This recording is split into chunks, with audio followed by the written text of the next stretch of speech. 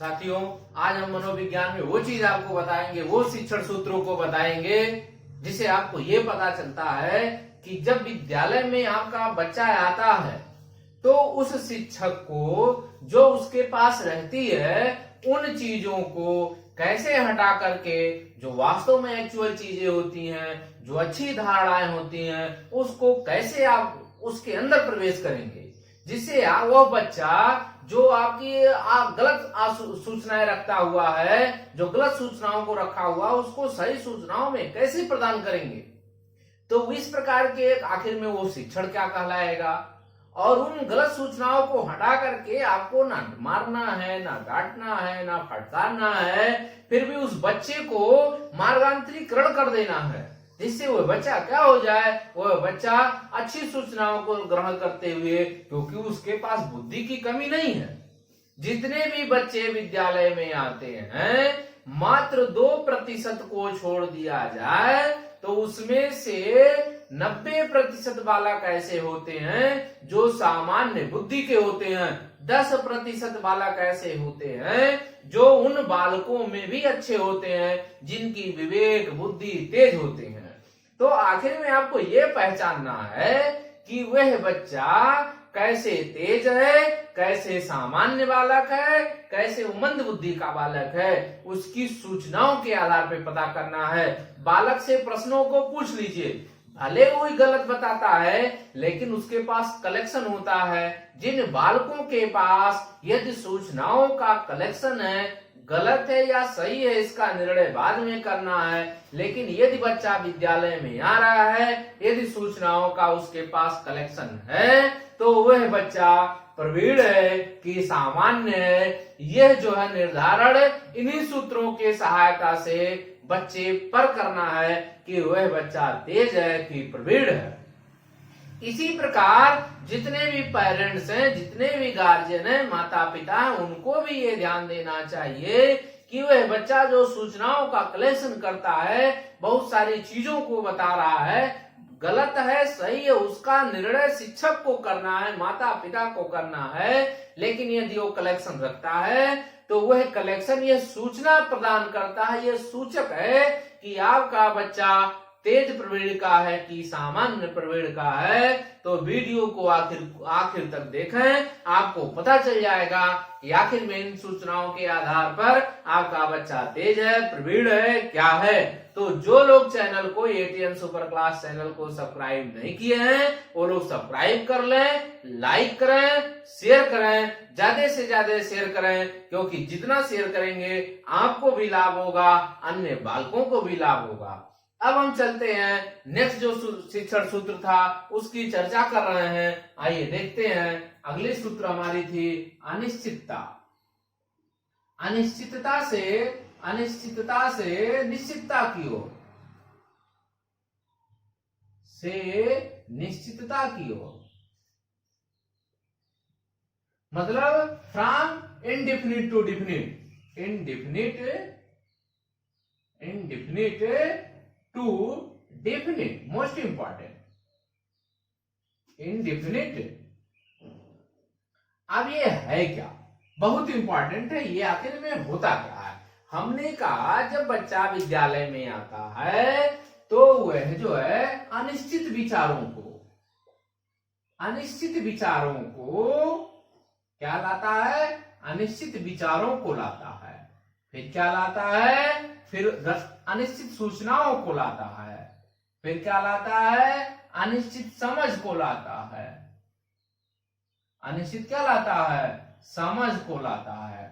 जब आपका बच्चा विद्यालय में प्रवेश करता है तो इन्हीं सूचनाओं को लेकर के आता है, और यह सूचनाओं को वो कैसे बनाता है, आखिर में इन सूचनाओं को उसको कैसे पता चला कि हम इसको ग्रहण करना चाहिए, तो बच्चा उन्हीं को ग्रहण करता है। बालक जो है, बालक उन्हीं अनिश्चित सूचनाओं को ग्रहण करेगा, अनिश्चित सूचनाओं को ग्रहण करेगा जिसमें उसकी रुचि होगी। क्या होगी, रुचि होगी। फिर क्या होगी, प्रवृत्ति होगी। फिर क्या होगी, पसंद होगी। फिर क्या होगी, आवश्यकता के अनुसार बना लेता है। आवश्यकता के अनुसार वो क्या करता है, धारणा बना लेता है। ये बहुत इंपॉर्टेंट है कि यदि आपका बच्चा है तो जिसमें उसकी रुचि होगी, पसंद होगा, भले वो अनिश्चित सूचना है, उसको क्या है, उसको धारण कर लेता है। उसको यह ज्ञान नहीं होता, सिर्फ इतना होता है कि उसकी वह आवश्यकता की पूर्ति कर ले रहा है कि नहीं करता है, उसकी रुचियां हैं कि नहीं है, उसकी पसंद है कि नहीं है। जब ये बच्चा इन सूचनाओं को लेकर के विद्यालय में प्रवेश करता है तो अध्यापक को क्या करना चाहिए, यह जो है अनिश्चित विचारों को, अनिश्चित सूचनाओं को, अनिश्चित समझ को किसमें बदलना है, उसको निश्चितता में बदलना है। किसमें बदलना है, निश्चित में बदल देना है। आखिर में ये बदलेंगे कैसे, तब ये निश्चित में कैसे बदलेंगे आप ने। अब हम जो है यहाँ पे कहाँ पे थे, यहाँ अनिश्चित में थे। आपका बच्चा घर से जब आ रहा है, घर से आ रहा है तो इन सबको लेकर के आ रहा है। जब आपका बच्चा घर से आ रहा है तो इनको लेकर के आ रहा है। लेकिन यदि विद्यालय में आ गया, निश्चित का मतलब हो गया विद्यालय, और यदि बच्चा विद्यालय में आ गया तो एक शिक्षक होने के नाते उसको क्या करेंगे, आइए उसको देख लेते हैं कि एक शिक्षक के नाते उसको क्या करेंगे जिससे उसमें निश्चितता प्रदान हो जाए। तो उसके लिए करना है आपको है, उदाहरण दीजिए, उदाहरण दीजिए, और उदाहरणों के माध्यम से उसको कैसा उदाहरण देना है जो उसके सामने दिखाई देता है, जो निश्चितता है। जैसे चित्रों के माध्यम से, किसके माध्यम से, चित्रों के माध्यम से चित्र दिखाइए। स्थूल के माध्यम से, स्थूल का मतलब क्या होता है, हम आपको इसके पिछले में बताए थे, आपकी क्या है, ज्ञान इंद्रियां हैं। ज्ञान इंद्रियां क्या है, स्थूल होती हैं। तो उदाहरण दे करके, चित्रों के माध्यम से देते, स्थूल के माध्यम से ऐसे वस्तुओं का प्रयोग करना चाहिए। क्या करना चाहिए, वस्तुओं का प्रयोग करना चाहिए। और इन्हीं वस्तुओं का जब आप प्रयोग करेंगे, वस्तुओं का क्या करेंगे, जब आप प्रयोग करेंगे तब धीरे धीरे बालकों में जो अस्पष्ट विचार हैं, अब इन्हीं के माध्यम से जब आप प्रयोग करेंगे तो बालकों के क्या हैं, अस्पष्ट विचार किसमें बदल जाएंगे, स्पष्ट विचारों में बदल जाएंगे। स्पष्ट विचारों में क्या होंगे, बदल जाते हैं।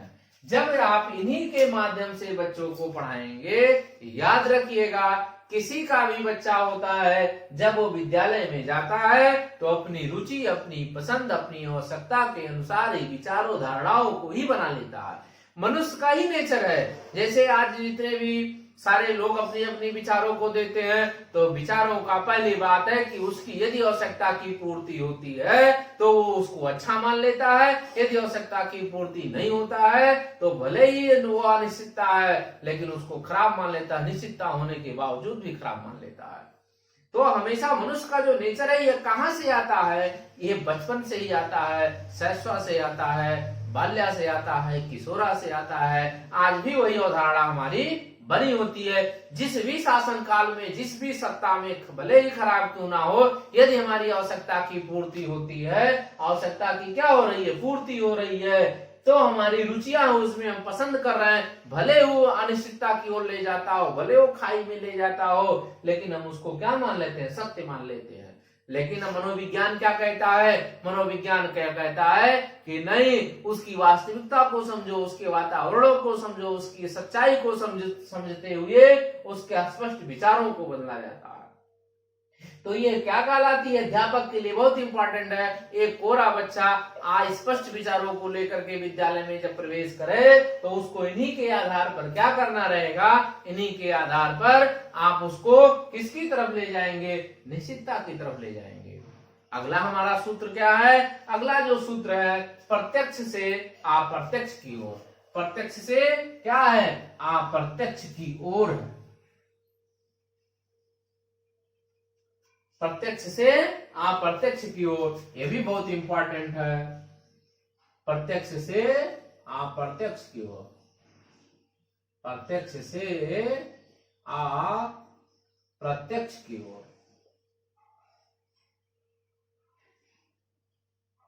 प्रत्यक्ष का मतलब होता है डायरेक्ट टू इनडायरेक्ट।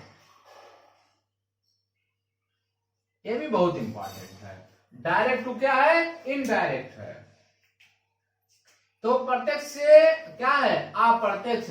प्रत्यक्ष का मतलब होता है जो चीजें दिखाई देती हैं। अब हमको क्या करना है? जो चीजें दिखाई देती हैं पहले उनको बताना है, फिर कहाँ आपको ले जाना है? जो अप्रत्यक्ष होती हैं उधर ले जाना है। अब दिखाई कौन देती हैं? दिखाई हमारी देती हैं, जैसे प्रत्यक्ष में दिखाई देती हैं। प्रत्यक्ष होती क्या है? आइए देख लेते हैं। प्रत्यक्ष में हम किसको डालेंगे? प्रत्यक्ष में हम नदी को डालेंगे, पहाड़ को डालेंगे, वनस्पतियों को डालेंगे, माने पेड़ पौधे को डालेंगे, फिर आपका पशु पक्षी को डालेंगे, पशु पक्षी को डालेंगे, फिर आपका जो है खाने कृषि को डालेंगे, कृषि को डालेंगे। आदि इन्हीं चीजों से, प्रत्यक्ष चीजों से जो विद्यमान है, जो हमारे पास हैं, उन्हीं को पहले ध्यान में रखते हुए इन्हीं चीजों से बच्चों को क्या करना चाहिए? प्रारंभ कराना चाहिए। बच्चों को क्या करना चाहिए? पाठों को आरंभ करना चाहिए। पाठों को क्या करना चाहिए? आरंभ करना चाहिए। और जब पाठों को इन्हीं की सहायता से आरंभ करता है बच्चा, तो वह जो है अब आपको कहाँ ले चलेंगे? अप्रत्यक्ष की ओर। मतलब जो दिखाई नहीं देता है अब उधर की आपको ले जाना है। तो उधर की कहाँ ले जाएंगे? जिन्हीं चीजों से लिंकेज कराते हुए अब उस राष्ट्र की, उस राज्य की, उस संस्थाओं की, उस वस्तुओं के बारे में बताना है। अब आपको पाठों को आरंभ इससे करना है। उसके बाद क्या करना है? उस राष्ट्र के बारे में, उस राष्ट्र के बारे में, उस राज्य के बारे में, उसकी भौगोलिक स्थिति के बारे में आप बता सकते हैं कि वहाँ की भौगोलिक स्थिति क्या है, वहाँ का क्लाइमेट कैसा है। तो ये कैसे बताएंगे?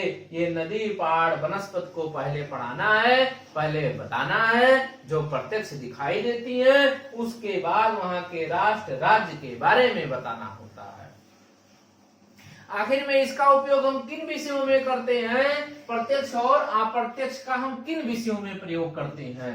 तो हम विषय में चर्चा कर लेते हैं। आखिर में यह किन विषयों के लिए उपयोगी है? तो विषय आपकी गणित हो गई। क्या हो गई? गणित हो गई। अगला क्या हो गया? विज्ञान हो गया। अगला क्या हो गया? कृषि हो गया।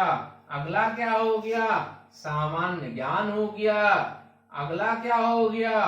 भूगोल हो गया। तो अब आपको करना है, शिक्षक को ये करना है कि गणित यदि पढ़ाई जाए तो पहले प्रत्यक्ष चीजों का उपयोग करिए। प्रत्यक्ष चीजों का मतलब जैसे प्रत्यक्ष में आ गया आपका अंगुली हो गया, हाथ की अंगुलियां हो गए, हाथ के पैर हो गए। जो बच्चे को गिनती गिनाई है तो हाथ की अंगुलियों का प्रयोग करते हुए फिर उसको अनिश्चितता की अप्रत्यक्ष की ओर ले जाइए। इसी प्रकार विज्ञान आपको पढ़ाना है या किसी चीज को बताना है, सरसों के बारे में बताना है, फूलों के बारे में बताना है, तो उसके पेड़ों को दिखाइए फिर बताइए। इसी प्रकार कृषि हो गया, खेत बाड़ी के बारे में बताना है तो खेतों में ले जाइए, उसके पौधों को बताइए। इसी प्रकार सामान्य ज्ञान बताना है तो सामान्य ज्ञान में जो भी चीजें आती हैं, जैसे करंट अफेयर्स आ गए तो करंट अफेयर्स में जो घटनाएं होती हैं उसका प्रत्यक्ष ज्ञान कराना चाहिए, चाहे वीडियो के माध्यम चाहे स्थलों पे जाकर कराना चाहिए, इसीलिए टूर ले जाया जाता है। भूगोल में क्या होता है? चट्टान हो गए, दरार हो गए, पहाड़ हो गए, पठार हो गए, उसको दिखा करके फिर उन विषयों को बताना चाहिए। अगर इन चीजों का प्रयोग आप कर रहे हैं तो आपका बच्चा कितना ही कमजोर क्यों ना हो वो अवश्य ही प्रवीण हो जाएगा। तो ये ध्यान किसको देना है? ये ध्यान अध्यापक को देना है। अगर अध्यापक इन चीजों को ध्यान देता है, इन विषयों में ध्यान देता है, इन सूत्रों के माध्यम से, वो बच्चा सामान्य बच्चा क्यों ना हो वो प्रवीण हो जाएगा। तो साथियों नेक्स्ट टॉपिक मेरा आएगा विशिष्ट से सामान्य की ओर। ये भी बहुत इंपॉर्टेंट परीक्षाओं में आता है। तो जो लोग अभी तक चैनल को सब्सक्राइब नहीं किए हैं वो लोग सब्सक्राइब करें, लाइक करें, शेयर करें। धन्यवाद।